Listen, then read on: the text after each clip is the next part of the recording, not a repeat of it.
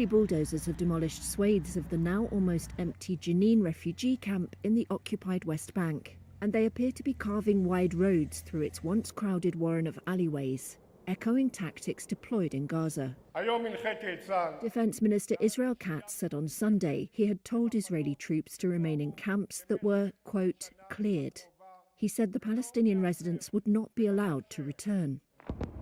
Israel began its operation in Jenin and nearby Tulkarem in the northern West Bank just a day after reaching a ceasefire agreement in Gaza.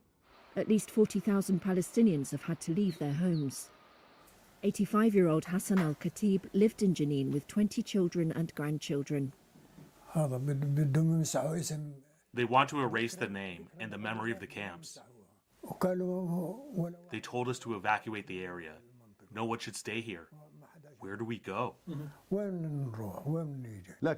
Matahin, spokesperson for the local municipality, said Jenin had become another Jabalia, referring to a refugee camp in northern Gaza that the Israeli army emptied of its inhabitants after weeks of bitter fighting.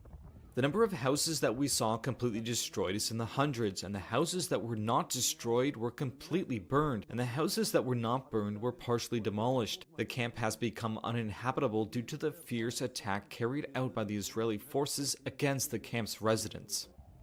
Matahin said engineering teams could be seen making preparations for a long-term stay, bringing water tanks and generators. No comment was immediately available from the Israeli military. The month-long operation in the northern West Bank has been one of the biggest since the Second Intifada Palestinian uprising more than 20 years ago.